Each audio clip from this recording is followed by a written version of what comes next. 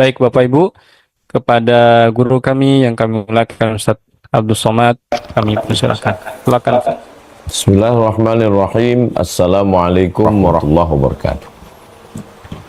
Alhamdulillah wassalatu wassalamu ala Rasulillah Sayyidina wa Maulana Muhammad ibni Abdullah wa ala alihi wa sahbihi wa man tabi'ahu wa mawala. Allahumma allimna ma yanfa'una wanfa'na bima 'allamtana innaka antal alimul hakim. Rabbi shrah li sadri wa yassir li amri wa hlul 'uqdatam min lisani yafqahu qawli. Bang Alvin Firdaus beserta seluruh tim yang ada di Pontianak, tim yang ada di Pekanbaru, Bapak, Ibu, Abang, Kakak, Adik, sahabat jamaah semua, sahabat hijrah bersama Ustaz Abdul Somad. Tema kita malam ini mensyukuri nikmat kemerdekaan. Pembahasan pertama, makna syukur. Bisa dilihat dalam surat Ibrahim ayat 7. Syakara, 3 huruf syukur. Shin, kaf, ra. Syakar. Lawannya adalah kafara, 3 huruf juga. Kafara. Syakar artinya menampakkan, memperlihatkan, menunjukkan. Syakar. Sedangkan kafar artinya menutupi. Kafar, cover, bahasa Inggris. Buku itu biar supaya jangan kelihatan ditutupi, di cover. Kafar, lain syakartum. Kalau kamu syakar, menampakkan, menunjukkan, memperlihatkan. Sedangkan kafar artinya menutupi, tidak memperlihatkan. Makanya orang yang mensyukuri nikmat hidup malam ini, nampakkanlah bahwa kita hidup malam ini. Salat Isya berjamaah, ngaji, zikir, doa, nampakkan. Jadi yang tidak sholat Isya berjamaah, dia tidak menampakkan nikmat Allah. Seakan-akan nikmat Allah itu tidak ada. Yang mensyukuri nikmat datangnya Nabi Muhammad, nampakkan. Asyhadu an la ilaha illallah wa asyhadu anna Muhammadan Rasulullah. Sedangkan yang kafar, kafir, kufur, menutupi, seakan-akan tidak pernah datang itu Nabi Muhammad. Itu makna syukur. Syukur menampakkan. Kalau memang pernah dikasih Allah Ta'ala sehat, nampakkan. Saya ini sehat ya Allah. Bagaimana cara menampakkan kita sehat? Beribadah. Menampakkan, menunjukkan bahwa Allah pernah memberi kita harta, bangun masjid. Oh, nampak. Adapun orang yang menyembunyikan, tidak kelihatan, tidak nampak. Ini makna syukur. Nah, jadi syukur menampakkan, menunjukkan, memperlihatkan, menyatakan. Sedangkan kufur menutupi, menyembunyikan, tidak memperlihatkan, seakan-akan tidak pernah ada. Nah, ini makna syukur. Yang kedua, makna nikmat. Apa itu nikmat? Nikmat itu adalah sesuatu yang membuat kita dekat kepada Allah. Itu nikmat. Sesuatu yang membuat kita dekat kepada Allah. Nah, itu nikmat. Walaupun bendanya sama, belum tentu nikmat. Ambil contoh handphone. Ketika handphone itu membuat kita dekat dengan Allah, nikmat. Dengan handphone itu kita jauh dari Allah, laknat. Laknat artinya ba'idun anir rahmah, jauh dari rahmat Allah. Motor. Dengan motor itu kita dekat kepada Allah. Pengajian subuh besok, sholat berjamaah ke masjid, nikmat. Dengan motor itu justru buat dosa, laknat. Jadi jangan kita menyangka, wah dia dapat nikmat, padahal dia nggak sholat, dia nggak puasa, dia nggak ngaji, kok dia dapat nikmat? Padahal sebetulnya bukan nikmat, dia sedang dapat laknat. Kita menyangkanya nikmat. Nah ini, jadi Islam itu datang memberikan pandangan baru terhadap sesuatu tentang nikmat dan laknat. Rahmat, kasih sayang Allah menjadi dekat dengan adanya nikmat. Sedangkan laknat membuat orang jauh dari kasih sayang Allah. Ba'idun anir rahmah, menjadi laknat. Apakah sesuatu itu nikmat atau laknat? Mata menjadi nikmat, mata bisa menjadi laknat. Pendengaran menjadi nikmat, bisa juga menjadi laknat. Pengetahuan akal pikiran bisa menjadi nikmat, bisa juga menjadi laknat. Lisan bisa menjadi nikmat, bisa menjadi laknat. Sesuatu yang selama ini kita pandang satu sisi, ternyata memiliki dua sisi. Nah, inilah hebatnya ajaran Islam. Dia melihat kita, kita melihat dia. Dia ajak kita untuk melihat sesuatu dengan pandangan Islam. Pandangan dari dua sisi. Berikutnya pembahasan yang ketiga, kemerdekaan. Bahasa Arabnya istiqlal. Istiqlal artinya kebebasan untuk mengatur rumah tangga kita secara independen. Istaqalla yastaqillu istiqlal. Berdiri sendiri tanpa intervensi orang lain. Itu maknanya merdeka. Kita tidak bisa memutuskan perkara kita sendiri. Berarti kita belum merdeka, kita masih terjajah, belum istiqlal. Kita bebas mau buat apa tanpa ada intervensi orang lain. Berarti kita sudah merdeka, bebas. Kenapa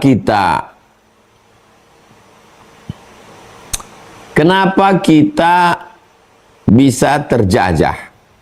Nah, ini pembahasan yang ketiga.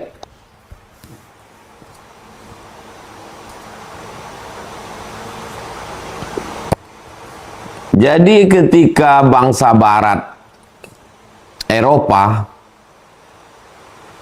Inggris, Jerman, Portugis, Belanda, ketika mereka punya peradaban, membuat peradaban baru, maka muncul keinginan untuk mengeksploitasi. Jadi berawal dari eksperimen, lalu kemudian muncul eksploitasi. Jadi mereka bereksperimen pada abad ke-15 yang disebut dengan masa Renaissance, masa pencerahan, masa kebangkitan. Jadi mereka berdarah-darah juga. Terjadi revolusi terhadap monarki. Monarki artinya ketika raja mati digantikan oleh anaknya. Mereka menghancurkan itu dan muncullah apa yang disebut dengan demokrasi. Lalu kemudian abad ke-16, abad ke-17, selama 200 tahun itu mereka membangun dan mereka berhasil. Maka muncullah negara-negara Inggris, Belanda, Jerman, Prancis, Portugis. Ketika mereka sampai pada masa kenyamanan, mereka ingin memperluaskan kekuasaannya. Dan mereka mencium ada aroma rempah-rempah di bagian timur dunia. Mereka pun pergi Portugis sampai ke Ternate. Karena pohon cengkeh. Lalu kemudian Belanda pun mendarat di Sumatera karena mereka mencium bau tembakau Delhi, tanah Delhi yang sangat subur. Begitu juga dengan perkebunan karetnya. Jadi mereka awalnya datang itu adalah untuk memperluas kekuasaan di tanah yang amat sangat subur. Maka mereka membuat apa yang disebut dengan Hindia Belanda. Hindia karena kebetulan pulau-pulau ini terletak di balik India. Belanda negara mereka. Jadi mereka mengambil pulau-pulau ini sebagai wilayah jajahan kekuasaan tanpa meninggalkan nama asal muasal mereka, yaitu Belanda. Inilah asal muasal dari penjajahan. Karena keinginan untuk menguasai milik orang lain. Jadi manusia ini rupanya kalau dia sudah punya rumah, rumahnya sudah bagus, dia tidak pernah merasa puas. Dia ingin menguasai rumah orang lain. Rumahnya sudah bagus, dinding beton, jendela kaca, maka dia ingin menguasai rumah orang lain. Begitulah mereka. Setelah dia punya negara, punya kekuatan, armada laut, mereka pakailah itu kapal-kapal lautnya itu untuk sampai ke Sumatera, ke Kalimantan, ke Sulawesi, ke Papua, Maluku, Ambon, untuk mencengkramkan kekuasaannya. Maka terjadilah penjajahan. Ini poin yang keempat. Apa itu penjajahan? Kenapa sampai terjadi penjajahan? Apa latar belakang penjajahan? Jadi ada latar belakang politik, ada latar belakang ekonomi. Karena itu tidak bisa terlepas. Setelah dia menguasai secara politik, lalu kemudian secara ekonomi, dia punya keuntungan yang luar biasa, maka terjadilah penjajahan. Nah, berikutnya, pembahasan yang kelima,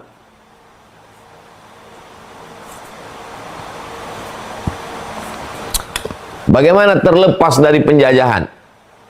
Maka terlepas dari penjajahan ini, disitulah peran agama Islam yang luar biasa. Satu ajaran Islam yang membuat kita merdeka itu adalah apa yang disebut dengan jihad. Jihad inilah yang membuat kita lepas. Makanya 5 November sebagai hari pahlawan, itu kronologisnya didahului tanggal 22 Oktober. 18 hari sebelum meletusnya hari pahlawan, sebelum orang jihad, maka orang-orang yang berjihad itu dia punya pengetahuan tentang apa itu jihad dan siapa mujahid, dan kalau mati dapat apa. Jadi karena jihad itulah kita merdeka. Kalau mati tidak merasakan sakaratul maut, kalau mati tidak merasakan hisab, kalau mati tidak merasakan azab kubur, kalau mati langsung masuk ke surga. Ini dihembuskan oleh para ulama, terus membacakan ayat-ayat hadis Nabi, sirah, perjalanan sejarah Nabi SAW, sampai akhirnya bangkit semangat umat ini untuk melawan penjajahan. Mereka pun berjihad dari mulai ujung Sumatera, paling atas Tengku Umar di Maulaboh, Aceh Barat. Kata Tengku Umar, kalau aku mati malam ini, aku mati syahid. Kalau besok pagi aku masih hidup, aku akan minum kopi. Itu dituliskan di warung kopi di Maulaboh depan Masjid Raya. Kalau mati malam ini, mati syahid. Kalau hidup besok pagi, masih bisa minum kopi. Jadi bagi mereka hidup ini simpel saja. Hidup untuk berjihad, mati syahid. Itulah makna ungkapan aish kariman. Hidup mulia au mut syahidan, atau mati syahid. Begitu juga dengan Imam Bonjol, kemudian Tuanku Tambusai dari Riau, dan menyeberang sampai ke Pulau Jawa, kita dipertemukan dengan Pangeran Diponegoro yang dibuang ke Sulawesi. Di Sulawesi kita bertemu dengan Sultan Hasanuddin, seorang ulama karismatik pula bernama Syekh Yusuf Makassar, yang dibuang oleh Belanda ke Ceylon karena di sana dia tetap berdakwah, dibuang lagi ke Afrika Selatan, meninggal di Cape Town, mendapatkan penghargaan dari Nelson Mandela sebagai pahlawan. Singkatnya, kita merdeka karena jihad. Afghanistan merdeka dari Rusia karena jihad. Bosnia Herzegovina merdeka karena jihad. Palestina akan merdeka kalau kita berjihad. Jadi solusinya adalah jihad. Baik, itu pembahasan kelima. Pembahasan keenam. Setelah kita merdeka, bagaimana? Apa yang kita lakukan? Setelah kita merdeka, bagaimana? Apa yang kita lakukan? Maka poin yang keenam ini, apa yang dulu tidak bisa kita lakukan ketika masih dalam penjajahan, maka sekarang setelah masa kemerdekaan ini kita laksanakan supaya kita benar-benar manusia yang menampakkan kemerdekaan. Ini loh, saya sudah merdeka. Apa yang tidak bisa kita lakukan waktu itu? Waktu itu kita tidak bisa menerapkan ajaran Islam, karena bagi mereka itu sebuah ancaman. Nah, sekarang kita sudah merdeka, terapkanlah ajaran Islam. Dari mulai 3 aspek. Aspek akidah, aspek fikih, aspek akhlak. Jadi kalau dulu amat sangat tersandra, tidak bisa menjalankan ajaran Islam, jadi sekarang begitu bebasnya setiap muslim. Kalau kita mau menunjukkan kami sudah merdeka ya Allah, tunjukkanlah itu. Apakah pada masa penjajahan itu kita tidak bisa beribadah? Cobalah pergi melihat bagaimana bekas-bekas hukum Rodi kerja paksa, pembuatan rel kereta api, tambang batu bara di Sawah Lunto. Kita melihat pembuatan rel kereta api, tambang batu bara di Sawah Lunto. Kita melihat bagaimana makam-makam mereka tidak bisa beribadah dengan baik. Saudara-saudara kita yang dimasukkan ke dalam kapal dikirim ke Suriname, yang dimasukkan ke dalam kapal dikirim ke Suriname, dari Pulau Jawa. Lalu kemudian bagaimana penindasan manusia diperbudak.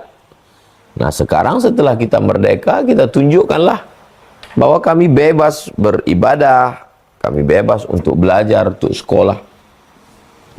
Maka yang keenam ini adalah kita tunjukkan nikmat kita bisa melaksanakan ibadah secara real, secara nyata.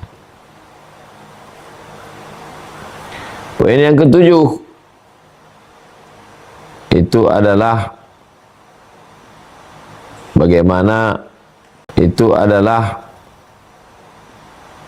bagaimana tentang pendidikan. Ketika dalam masa penjajahan yang dapat pendidikan, kita tahu Raden Ajeng Kartini, orang-orang kaya, pejabat-pejabat, anak-anak pejabat, anak orang kaya, ini yang bisa dapat pendidikan yang layak. Maka setelah penjajahan ini, kalau kita mau mensyukuri nikmat kemerdekaan, maka setelah penjajahan ini, kalau kita mau mensyukuri nikmat kemerdekaan, ya kita mesti punya pendidikan. Bagaimana orang semangat untuk belajar, karena kita sudah merdeka, dan bagaimana lembaga-lembaga pendidikan bisa murah, tapi bukan murahan, gratis kalau perlu. Sehingga orang tidak dapat pendidikan yang layak, yang baik. Kalau kita baca ketika zaman itu, ulama-ulama itu bisa sampai ke Masjidil Haram belajar. Syekh Ahmad Khatib Al-Minkabawi belajar sampai ke Masjidil Haram. Setelah belajar, mengajar pula di sana. Kemudian disusul oleh murid-murid beliau, Hadratus Syekh Muhammad Hashim Asy'ari dari Jombang, Kiai Haji Wahab Hasbullah, Kiai Haji Bisri Sansuri, kemudian guru mereka Syekh Mbah Khalil bin Abdul Latif Al-Bangkalani. Kemudian di Sumatera ada Syekh Abdul Somad Al-Filimbani pada abad ke-17 18. Di Kalimantan ada Syekh Muhammad Arsad Al-Banjari. Artinya mereka zaman itu dengan segala keterbatasan transportasi, tapi mereka bisa belajar. Kenapa kita sekarang yang katanya hidup lebih canggih, kita sudah merdeka, kenapa tidak belajar? Nah, maka ini adalah kemerdekaan. Merdeka untuk belajar dimanapun, kapanpun, tanpa harus terkendala, tidak bisa masuk kelas karena belum bayar uang sekolah, tidak bisa ujian karena nunggak, berarti belum merdeka. Ibadah, kemudian pendidikan, yang ke-8, bagaimana kita merdeka untuk bisa mendapatkan pekerjaan yang layak. Di zaman itu pekerjaan sebagai pemetik daun teh, walaupun sekarang masih ada, bukan berarti itu hina. Saudara-saudara kita bekerja mencari makanan yang halal. Tapi pada masa penjajahan itu rodi, kerja paksa, hanya untuk makan. Diiming-imingi nanti naik kapal tongkang, nanti akan mendapatkan pekerjaan yang layak. Tapi ternyata hanya bunga-bunga tidur saja. Akhirnya mati di perantauan. Jadi bagaimana perang pekerjaan? Beribadah, dapat pendidikan, bekerja. Kalau sekarang kita bisa beribadah, kita juga dapat pendidikan yang baik, kita bekerja dengan baik, maka itu adalah nikmat kemerdekaan. Beribadahlah sebanyak-banyaknya tanpa ada sekatan. Pendidikan juga lanjutkan, pondok pesantren, sekolah, S1, S2, S3. Kemudian setelah itu mendapatkan pekerjaan yang layak, yang baik. Sebagai bukti bahwa kita sudah merdeka. Jadi setiap anggota masyarakat berbeda cara bersyukurnya. Ya, kalau seorang pemuda, ya beribadahlah dengan baik, sekolahlah dengan baik. Kalau sudah dapat pekerjaan, bekerjalah dengan baik sebagai pengabdian. Tapi sebagai orang pemerintahan, pejabat, kepala dinas, kepala badan, kepala kantor, bupati, presiden, gubernur, wali kota, maka ibadah, kalau mau mensyukuri kemerdekaan, siapkanlah sarana prasarana ibadah. Musola, masjid paripurna, di samping masjid ada klinik, supaya para dokter bisa berbagi waktunya. Kemudian di samping masjid ada hotel, ada ballroom, acara pernikahan supaya lebih islami. Nah, tentang masalah pendidikan, bagaimana pemerintah, cara bersyukurnya pemerintah, ya memberikan beasiswa,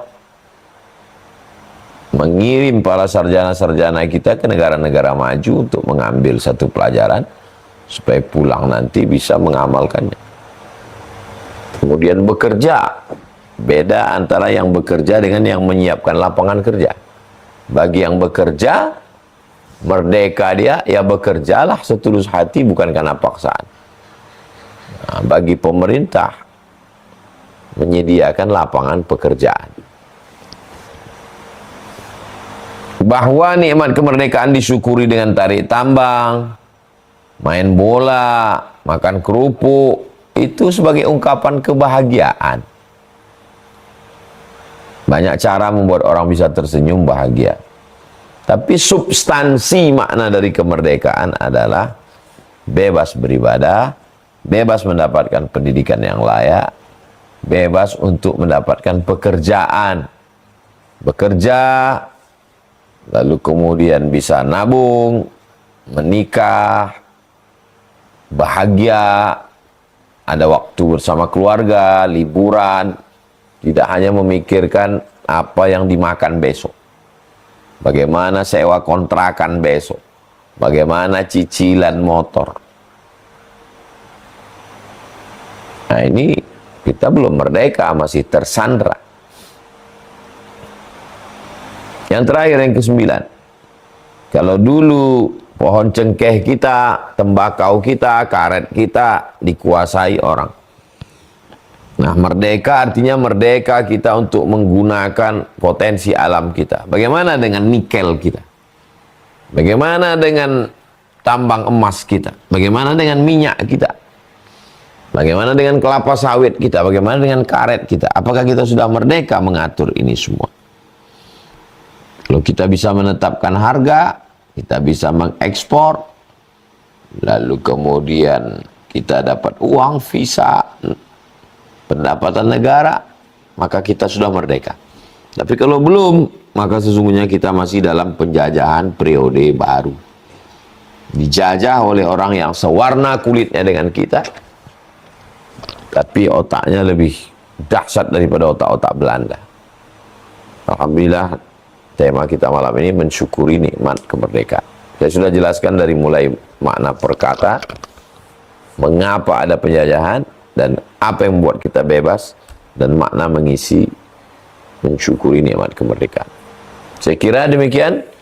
Bang Alvin Firdaus, bagaimana biasa 30 menit materi, setelah itu kita dialog interaktif. Saya kembalikan ke Bang Alvin Firdaus. Terima kasih. Wassalamualaikum warahmatullahi wabarakatuh. Waalaikumsalam warahmatullahi wabarakatuh. Insyaallah tabarakallah. Pengetahuan-pengetahuan baru yang bisa kita dapatkan pada malam hari ini dari mulai makna syukur.